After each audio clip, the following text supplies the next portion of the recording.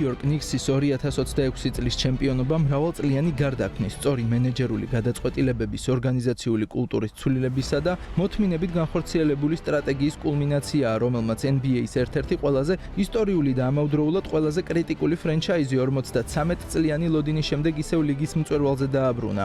Knicks-მა უკანასკნელად ჩემპიონობა 1973 წელს იზეიმა და მას შემდეგ 10 წლეულების განმავლობაში არაერთი წარუმატებელი პერიოდი გამოიარა. მიუხედავად იმისა, რომ გუნდი მსოფლიოს ერთ-ერთ ყველაზე ცნობილ არენაზე, Madison Square Garden-ში თამაშობდა და ყოველთვის უდიდესი მედია ყურადღების ცენტრში იყო, შედეგები იმედგაცრუებას იწვევდა. კლუბი არაერთხელ გახდა არასწორი საკადრო პოლიტიკის, წარუმატებელი ტრანსფერებისა და არასტაბილური მმართველობის სიმბოლო. ამ ისტორიის ერთ-ერთი მთავარი ფიგურა გუნდის მფლობელი ჯეიმს დოლანია. წლების განმავლობაში დოლანი NBA-ის ერთ-ერთ ყველაზე კრიტიკულ მფლობელად ითვლებოდა. გულშემატკივრები და ექსპერტები მას გუნდურ საქმეებში ზედმეტ ჩარევას, მწვრთნელებისა და მენეჯერების ხშირ ცვლილებასა და არაეფექტიან გადაწყვეტილებებს აყვედურობდნენ. თუმცა ბოლო წლებში სწორედ მისი ერთ-ერთი ყველაზე მნიშვნელოვანი გადაწყვეტილება გახდა Knicks-ის წარმატების საფუძველი. დოლანმა კლუბის სპორტული მიმართულება მთლიანად პროფესიონალ მენეჯერებს ანდო და კალათბურთულ გადაწყვეტილებებში ჩარევისგან თავი შეიკავა. კლუბის პრეზიდენტის პოსტზე ლეონ როუზის მოსვლამ Knicks-ის განვითარების ახალი ეტაპი დაიწყო. როუზმა ორგანიზაციის ფილოსოფია მთლიანად შეცვალა. ნიუ-იორკში არავის აქვს იმდენი დრო, რომ ტრადიციული განვითარების გზით წავიდეს, ანუ დრაფტის პიკები მოაგროვოს, ტალანტები იპოვოს და მათ გაზრდას დაელოდოს. ლეონ როუზმა პირველ რიგში სოლიდური ორგანიზაციული სტრუქტურა შექმნა და განვითარების სხვა კონცეფცია შეიმუშავა. ანუ თავისუფალი აგენტების გამოცდილი ხალხის ბაზარზე მოძებნა და სწრაფი ტემპით სოლიდური გუნდის გაკეთება. გარდამტეხი მომენტი 2022 წელს დადგა, როდესაც Knicks-მა ჯეილენ ბრანსონი დაიმატა. მაშინ ბევრს მიაჩნდა, რომ კლუბი საშუალო დონის მოთამაშეში ზედმეტ თანხას იხდიდა, თუმცა დროთა განმავლობაში ბრანსონი გუნდის სახეთ და ნამდვილ ლიდერად ჩამოყალიბდა. თანაც 188 სანტიმეტრის სუპერვარსკვლავით მოგებული ჩემპიონობის არავის ჯეროდა. მისი გავლენა მხოლოდ სტატისტიკით არ იზომებოდა. მან შეცვალა გუნდის მენტალიტეტი, შექმნა გამარჯვების კულტურა და Knicks ლიდერული თვისებები მისცა, რომელიც ყველაზე რთულ მომენტებში პასუხისმგებლობას საკუთარ თავზე იღებდა.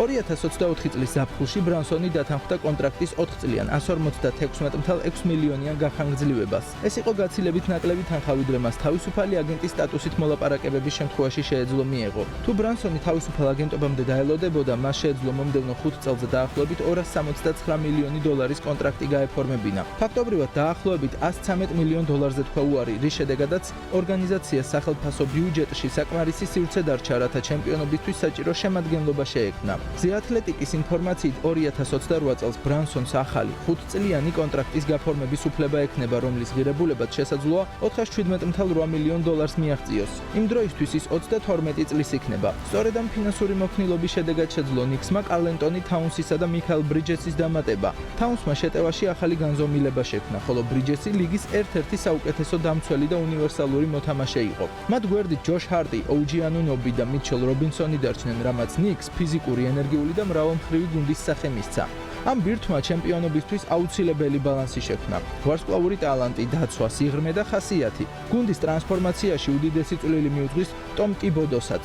მიუხედავად იმისა, რომ საბოლოო ჩემპიონობა უკვე მაიკ ბრაუნთან ერთად მოვიდა, სწორედ ტიბოდომ შექმნა შრომის მოყვარეობისა და დისციპლინის კულტურა, რომელმაც ორგანიზაციას გამარჯვების მენტალიტეტი დაუბრუნა. Knicks-ი აღარ იყო გუნდი, რომელიც სეზონის შუაში იშლებოდა ან პლეი-ოფის წნეხს ვერ უმკლავდებოდა. კლუბმა ისწავლა სტაბილურობა, მოთმინება და პროცესის ნდობა.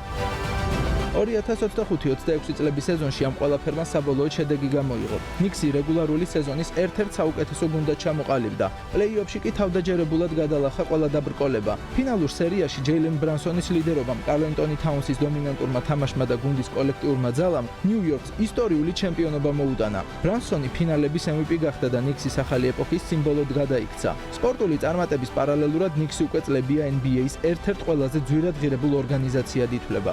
ფრენჩაიზის კაპიტალიზაცია დაახლოებით 8-10 მილიარდ დოლარს აღწევს, რაც მას ლიგის ყველაზე ძვირად შეფასებულ კლუბებს შორის აყენებს. Madison Square Garden-ი, ნიუ-იორკის ბაზარი, მედია უფლებები, ბილეთების გაყიდვები და სპონსორული კონტრაქტები კლუბს უზარ-მაზარ ფინანსურ შესაძლებლობებს აძლევს. ჩემპიონობის შემდეგ კი ეს მაჩვენებლები კიდევ უფრო გაიზრდება. მოსალოდნელია აბონემენტებზე მოთხოვნის რეკორდული ზრდა, VIP ლოჟების გაძვირება, მერჩენდაიზის გაყიდვების მატება და საერთაშორისო სპონსორების ინტერესის გაძლიერება. სპორტული ბიზნესის ექსპერტების შეფასებით, ჩემპიონობის ეფექტი ეფექტი ფრენჩაიზის საერთო ღირებულებას მომდევნო წლებში მილიარდობით დოლარით გაზრდის. თუმცა ფინანსურ მაჩვენებლებზე მეტად მნიშვნელოვანია ის, თუ როგორ შეიცვალა ნიქსის მემკვიდრეობა. წლების განმავლობაში კლუბი იყო მაგალითი იმისა, თუ როგორ შეიძლება უდიდესი რესურსების მქონე ორგანიზაციამ საკუთარი პოტენციალი ვერ გამოიყენოს. დღეს კი ნიქსი კვლავ გამარჯვებული სტატუსით სარგებლობს. თუ წარსულში გუნდის ისტორია ძირითადად უილის რიდის, უოლტ ფრეიზერისა და 1970-იანი წლების ჩემპიონთა თაობის გარშემო ტრიალებდა, ახლა ამ ისტორიის ნაწილი ჯეილენ ბრანსონი, კარლ ენტონი თაუნსი, მიქაელ ბრიჯესი და ის ადამიანები გახდნენ,